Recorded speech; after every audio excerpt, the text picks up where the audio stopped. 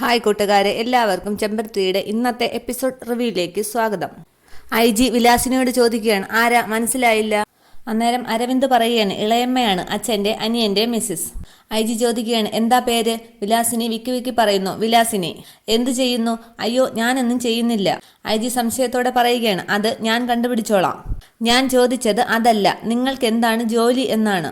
അത് ഞാൻ പ്രത്യേകിച്ച് ജോലിയൊന്നും ഇല്ല. വിലാസിനിയുടെ നിൽപ്പ് കണ്ടിട്ട് IG ചോദിക്കുകയാണ്, എന്താ ഒരു വിറയലും പരിഭ്രമവും ഒക്കെ? ഞാൻ വന്നപ്പോൾ മുതൽ ശ്രദ്ധിക്കുന്നതാണ്. എനിക്ക് സുഖമില്ല, പനിയാണ്. അന്നേരം IG പറയുകയാണ്, നല്ലതുപോലെ ആവി പിടിച്ചാൽ മതി, അതങ്ങ് മാറിക്കോളും. ഞാൻ ഇനി വരുമ്പോൾ പനി ഉണ്ടാകരുത്. എന്നിട്ട് അരവിന്ദനോട് IG ചോദിക്കുകയാണ്, ഈ വീടിനകത്ത് അഖിലാണ്ടേശ്വരിക്ക് ആരെങ്കിലും ശത്രുക്കൾ ഉണ്ടായിരുന്നോ? അന്നേരം വിലാസിനിക്ക് ചുമ വരുന്നുണ്ട്. ഏതായാലും പ്രതികളെക്കുറിച്ചുള്ള വ്യക്തമായ സൂചന എനിക്ക് ലഭിച്ചു കഴിഞ്ഞു. അറസ്റ്റിലേക്ക് എത്തുന്നതിന് മുമ്പ് എനിക്ക് മറ്റു ചില സംശയങ്ങൾക്ക് കൂടി ഉത്തരം കണ്ടെത്താനുണ്ട്. അരവിന്ദ് പറയുകയാണ്, എന്താന്ന് വെച്ചാൽ ചോദിച്ചോളൂ സാർ. ഈ അടുത്ത കാലത്ത് അഖിലാണ്ടേശ്വരിയുടെ സ്വഭാവത്തിലും ഭാവത്തിലുമൊക്കെ എന്തെങ്കിലും മാറ്റങ്ങൾ പ്രകടമായിരുന്നോ? കൂടെ ഉണ്ടായിരുന്നത് മരുമകൾ നന്ദനായിരുന്നല്ലോ.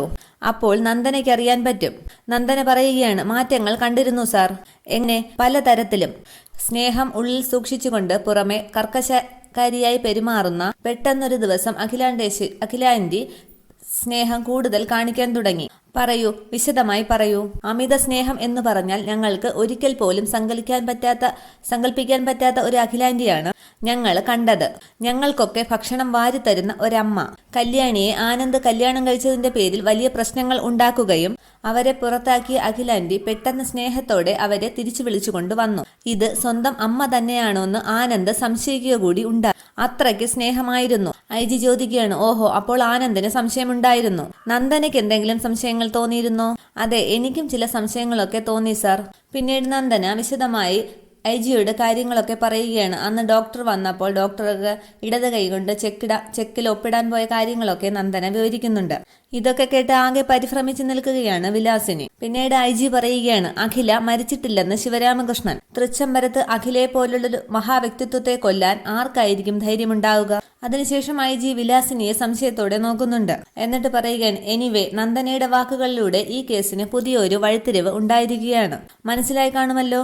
സോ ഇനിയാണ് വിശദമായ അന്വേഷണം. ശരി, കാണാമെന്നും പറഞ്ഞ് IG ഇറങ്ങുകയാണ്. പോകാൻ നേരം വിലാസിനിയോട് പറയുകയാണ്, പറഞ്ഞത് ഓർമ്മയുണ്ടല്ലോ, പനിച്ചു കിടക്കരുത്, എനിക്ക് ചോദ്യം ചെയ്യാൻ ഉള്ളതാണ്.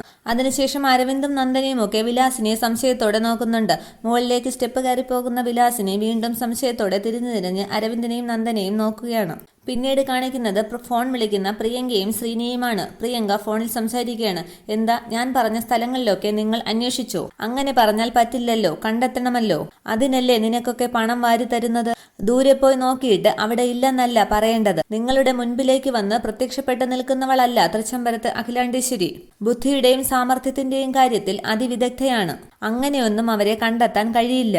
അതിന് ചെറിയ കഴിവുകളൊന്നും പോരാ. നിങ്ങൾക്ക് അതിനുള്ള കഴിവുണ്ടെന്നാണ് എന്റെ വിശ്വാസം. ആ ആശ്രമ പരിസരത്ത് നിന്ന് നിങ്ങളാരും പോകരുത്. അവിടെ കാണാൻ തന്നെയാണ് ഏറെയും സാധ്യത. അഖിലയ്ക്ക് ഒളിച്ചിരിക്കാൻ പറ്റിയ സങ്കേതമാണ്. ഒളിച്ചിരിക്കുന്നുമുണ്ട്. കണ്ടു കഴിഞ്ഞാൽ മറ്റൊന്നും നോക്കേണ്ട, ഉടനെ അങ്ങ് തീർത്തേക്കണം. നിങ്ങളെ ആരും കാണാതെ സൂക്ഷിക്കണം, അതുമാത്രം മതി.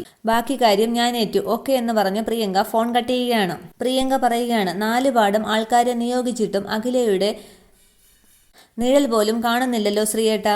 ഞാനും അത് തന്നെയാണ് ആലോചിക്കുന്നത്. അഖില എങ്ങോട്ട് പോയി? ഉദയഗിരിയിൽ ഇല്ല എന്നുള്ളത് ഉറപ്പല്ലേ? അങ്ങനെ ഉറപ്പിക്കാൻ കഴിയില്ല ശ്രീയേട്ടാ, കാരണം രാജരാജേശ്വരിയുടെ തറവാട് അവിടെയാണ്. അഖില ആ തറവാട്ടിൽ പോകാതിരിക്കില്ല. ശ്രീനിവാസൻ ചോദിക്കുകയാണ്, ഇനി ദുബായ്ക്കെങ്ങാനും കടന്നു കളഞ്ഞു കാണുമോ? പ്രിയങ്ക പറയുകയാണ്, അവിടെയും ഞാൻ ആളെ നിയോഗിച്ചിട്ടുണ്ട്, ആ സഹദേവനെ ശ്രദ്ധിക്കാൻ. അന്നേരം വിലാസിനി അവിടേക്ക് വരികയാണ്. പ്രിയങ്ക പറയുകയാണ്, സഹദേവന്റെ കാര്യം പറഞ്ഞതേയുള്ളൂ. സഹദേവന്റെ സഹധർമ്മിണി വിലാസിനി ലാൻഡ് ചെയ്തല്ലോ. ദേഷ്യത്തോടെ വിലാസിനി വന്ന് പ്രിയങ്കയോട് പറയുകയാണ്, ദേ, നിങ്ങൾ നാഗമടത്ത് തമ്പുരാക്കന്മാരാണെന്നും യുദ്ധം ക്ഷത്രിയന്മാർക്ക് പറഞ്ഞിട്ടുള്ളതാണെന്നും കുറെ യുദ്ധം ജയിച്ചവരാണെന്നും ശരീരത്തിലൂടെ ഒഴുകുന്നത് ക്ഷത്രിയ രക്തമാണെന്നും പറഞ്ഞ് വീമ്പിളക്കി പരസ്പരം നോക്കിക്കൊണ്ട് നിന്നോ. കാൽക്കീഴിലെ മണ്ണൊലിച്ചു പൊയ്ക്കൊണ്ടിരിക്കുന്നത് അറിഞ്ഞില്ലാന്ന് നടിക്കേണ്ട. ആന്റി ഇന്ന് വല്ലാത്ത ഗൗരവത്തിലാണല്ലോ, എന്തുപറ്റി? വിലാസിനി പറയുകയാണ്, എങ്ങനെ ഗൗരവപ്പെടാതിരിക്കും? ഹോ, ജീവൻ എടുത്ത് കയ്യിൽ വെച്ചാണ് ഓരോ നിമിഷവും കഴിച്ചു കൂട്ടുന്നത്. പ്രിയങ്ക ചോദിക്കുകയാണ്, ഇപ്പോൾ എന്താണ് ഉണ്ടായത്, അത് പറയേ. അവിടെ എപ്പോഴും ഓരോന്ന് ഉണ്ടായിക്കൊണ്ടിരിക്കുകയല്ലേ. ഇന്നും കേസന്വേഷണത്തിന്റെ ഭാഗമായി IG വന്നിരുന്നു. എന്നിട്ട് അഖിലയുടെ പോസ്റ്റ്മോർട്ടം റിപ്പോർട്ട് പ്രകാരം മരണം കൊലപാതകമാണെന്ന് ഉറപ്പിച്ചു പറഞ്ഞു. അത് കേട്ട് ഒന്ന് അമ്പരക്കുകയാണ് ശ്രീനിയും പ്രിയങ്കയും.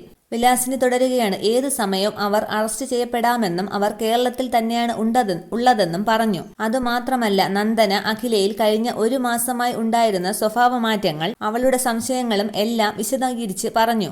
അദ്ദേഹം എല്ലാവരെയും ചോദ്യം ചെയ്തു. എന്നെ അയാൾ ചോദ്യം ചെയ്യുക മാത്രമല്ല, പല പ്രാവശ്യം സംശയത്തോടുകൂടി സൂക്ഷിച്ചു നോക്കുകയും ചെയ്തു. പോകാൻ നേരം പനി വരാതെ നോക്കിക്കൊള്ളണം എന്നും പറഞ്ഞിട്ടാണ് പോയത്. പ്രിയങ്ക പറയുകയാണ്, ആന്റിയുടെ മുഖത്തെ ഭയം അയാളെ സംശയാലു ആക്കിയതായിരിക്കും. ഞാൻ എന്തിനു ഭയപ്പെടണം? വാസ്തവത്തിൽ രാജരാജേശ്വരി വന്നതിന് ശേഷമുള്ള നിങ്ങൾ തമ്മിലുള്ള ഒരു ഏർപ്പാടിലും ഞാനില്ലായിരുന്നു. പിന്നെ എനിക്കിതൊന്നും കണ്ടില്ല കേട്ടില്ല എന്നൊക്കെ പറഞ്ഞ് മാറി നിൽക്കാം. പക്ഷേ പ്രിയങ്കെ, നിന്നോടുള്ള സ്നേഹം അതെനിക്ക് മറക്കാൻ പറ്റുമോ? ഇതിപ്പോ കഴിച്ചിട്ട് ഇറക്കാനും വയ്യ, മധുരിച്ചിട്ട് തുപ്പാനും വയ്യ. എന്റെ ഒരു ഗതികേട്. ശരി, ഞാൻ ഇറങ്ങുന്നു, എനിക്ക് കുറച്ച് തിരക്കുണ്ട്. പിന്നെ ഒരു കാര്യം ഓർമ്മിപ്പിക്കാനാണ് ഞാൻ വന്നത്. ഇനിയും അഖിലയെ കണ്ടെത്തിയില്ലെങ്കിൽ കാര്യങ്ങളൊക്കെ കൈവിട്ടു പറഞ്ഞേക്കാം. അപ്പോൾ പ്രിയങ്ക ചോദിക്കുകയാണ്, ആന്റി ഗുരുജിയുടെ ആശ്രമത്തിൽ പോയിട്ട് എന്തായി?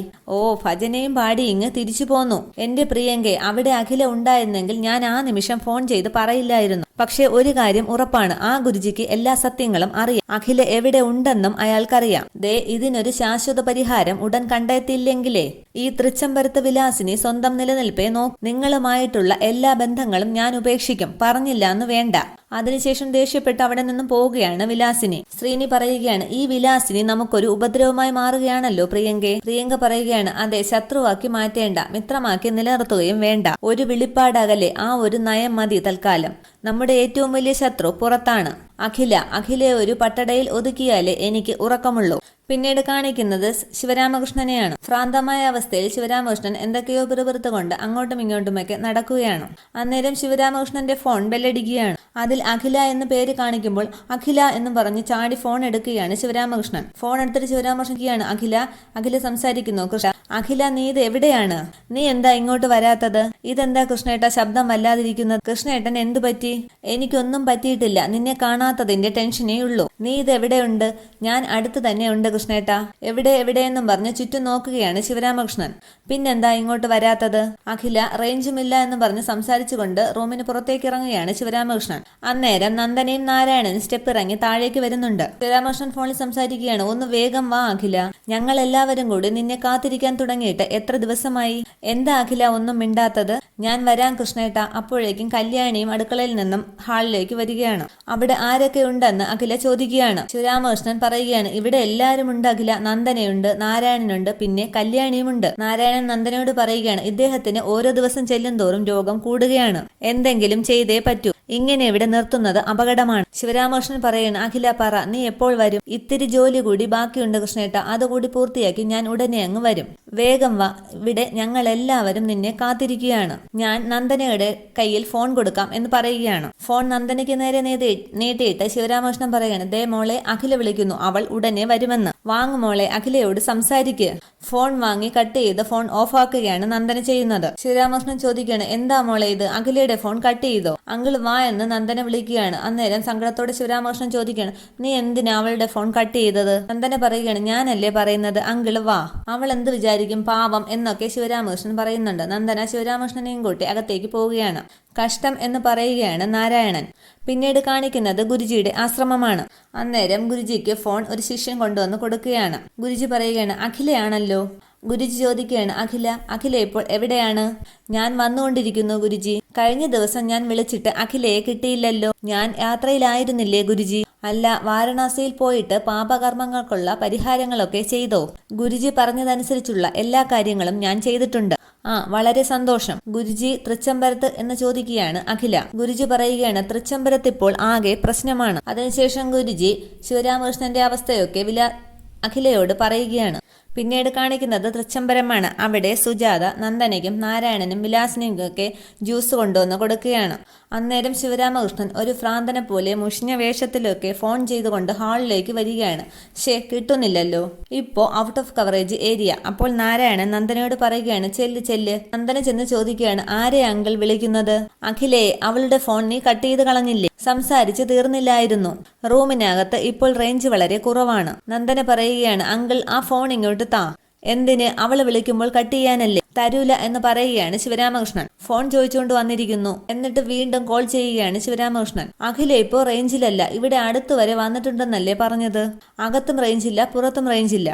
അപ്പോൾ നാരായണൻ പറയുകയാണ്, ഇയാൾക്ക് ഭ്രാന്ത് മുറുകയാണ്. ഇനിയിപ്പോ എല്ലാവരുടെയും സ്വസ്ഥത പോകുമല്ലോ. അതിനുശേഷം നന്ദന ഫോൺ പിടിച്ചു വാങ്ങാൻ ശ്രമിക്കുകയാണ്. എന്നിട്ട് പറയുന്ന, അങ്കിൾ ആ ഫോൺ ഇങ്ങോട്ട് താ, എന്നിട്ട് അകത്ത് പോയി കിടക്ക്. അകത്ത് പോയി കിടക്കാനോ എന്ന് പറഞ്ഞ് നന്ദനയുടെ കൈ തട്ടി മാറ്റുകയാണ് ശിവരാമകൃഷ്ണൻ. എന്റെ അഖില വരുമ്പോൾ ഞാൻ അകത്ത് പോയി കിടക്കണോ? നിനക്ക് എന്തു പറ്റി? എന്റെ അഖിലയോട് നിനക്കെന്താ ഇത്ര ദേഷ്യം? മൂത്ത മരുമകളും ഇളയ മരുമകളും ഒരുപോലെ അഖിലയോട് ശത്രുത. ഫോണിങ് താ അങ്കിൾ എന്ന് പറയുകയാണ് നന്ദന. നിനക്കെന്താ ഇത്ര വാശി? ഞാൻ എന്റെ ഭാര്യയോടല്ലേ സംസാരിക്കുന്നത്? അന്നേരം ദേഷ്യത്തോടെ നാരായണൻ പറയുകയാണ്, ആ ഫോൺ അങ്ങ് കൊടുത്തിട്ട് ആ റൂമിലെങ്ങാനും പോയി കിടക്ക്, വെറുതെ മനുഷ്യനെ ബുദ്ധിമുട്ടിപ്പിക്കാനായിട്ട്. അങ്കിൾ ഇങ്ങോട്ട് താ അങ്കിൾ എന്ന് പറഞ്ഞ് നന്ദന ശിവരാമകൃഷ്ണന്റെ കയ്യിൽ നിന്നും ഫോൺ വാങ്ങിക്കാൻ ശ്രമിക്കുകയാണ്. അന്നേരം ശിവരാമകൃഷ്ണൻ നന്ദനയെ പിടിച്ച് തള്ളുകയാണ്. സെറ്റിയിൽ വയറടിച്ച് നന്ദന പെട്ടെന്ന് താഴേക്ക് വീഴുകയാണ്. അയ്യോ മോളെ എന്നും പറഞ്ഞ് നാരായണൻ അടുത്തേക്ക് ഓടിയെത്തുകയാണ്. മോളെ എന്നും പറഞ്ഞ് നാരായണൻ നന്ദനയെ പിടിച്ച് എഴുന്നേൽപ്പിക്കുകയാണ്. എന്നിട്ട് നാരായണൻ പറയുകയാണ്, ഇതെന്ത് അക്രമമാണ് ഇയാൾ ഈ കാണിക്കുന്നത്? അന്നേരം അരവിന്ദ് താഴേക്ക് ഇറങ്ങി വരികയാണ്. നാരായണൻ ചോദിക്കുകയാണ്, എന്റെ മോൾ ഈ വീഴ്ചയിൽ തലയിടിച്ച് മരിച്ചിരുന്നെങ്കിൽ ഞാൻ ആരോട് പോയി ചോദിക്കുമായിരുന്നു? ആര് സമാധാനം പറയും? ഇതൊരു ശല്യമായല്ലോ. അന്നേരം ആനന്ദും അവിടേക്ക് വരുന്നുണ്ട്. എന്താ എന്ന് വന്ന് ചോദിക്കുകയാണ് അരവിന്ദ്. നാരായണൻ പറയുകയാണ്, മരിച്ചുപോയ ഭാര്യ തിരിച്ചു വരണമെന്ന് പറഞ്ഞാൽ എങ്ങനെ സാധിക്കാനാണ്? ചത്തുപോയ ആരെങ്കിലും തിരിച്ചു വന്നതായി സംശയമുണ്ടോ? എന്താ ഇവിടെയെന്ന് വീണ്ടും ചോദിക്കുകയാണ് അരവിന്ദ്. നാരായണൻ പറയുകയാണ്, തലയ്ക്ക് വെളിവില്ലാത്തവരെ പിടിച്ച് ഏതെങ്കിലും മെന്റൽ ഹോസ്പിറ്റലിൽ ആക്കണം, അല്ലെങ്കിൽ ഭ്രാന്ത് മൂത്ത് ആരെങ്കിലുമൊക്കെ കൊല്ലും. അന്നേരവും ശിവരാമകൃഷ്ണൻ ഫോൺ വിളിച്ചുകൊണ്ട് ദേഷ്യപ്പെടുകയാണ്. ഒന്നുമില്ലെങ്കിൽ കൊണ്ടുപോയി ചങ്ങലക്കിടണം. അച്ഛ ഒന്നും മിണ്ടാതിരിക്കുന്ന നന്ദന പറയുന്നുണ്ട്. നാരായണൻ വീണ്ടും പറയുകയാണ്, ഞാനിത് പല പ്രാവശ്യമായി പറയുന്നു, പക്ഷെ ആരിത് കേൾക്കാൻ? എന്തു പറ്റിയെന്ന് ആനന്ദ് ചോദിക്കുകയാണ്. എന്താ നന്ദന എന്ന് വീണ്ടും ചോദിക്കുകയാണ് ആനന്ദ്. നന്ദന എന്തു പറ്റിയെന്ന് ഞാൻ പറയാം എന്ന് പറഞ്ഞ് നാരായണൻ പറയുകയാണ്, മരിച്ചുപോയ അഖിലാണ്ടേശ്വരിയെ നിങ്ങളുടെ അച്ഛൻ പല പ്രാവശ്യമായി ഫോണിൽ വിളിക്കുന്നു. അന്നേരം പെട്ടെന്ന് അഖില തൃച്ചംബരത്തേക്ക് വാതിൽ കടന്ന് എത്തുകയാണ്. ഈ കാഴ്ച കണ്ട് പെട്ടെന്ന് അമ്പരക്കുകയാണ് നാരായണൻ. അതുപോലെ ആനന്ദും അരവിന്ദും കല്യാണിയും സുജാതയും നന്ദനയും വിലാസിനിയും ഒക്കെ അന്തം വിട്ട് അഖിലയെ തന്നെ നോക്കി നിൽക്കുകയാണ്. ഇത്രയുമാണ് ഇന്നത്തെ എപ്പിസോഡ് വിശേഷങ്ങൾ. Okay, thank you.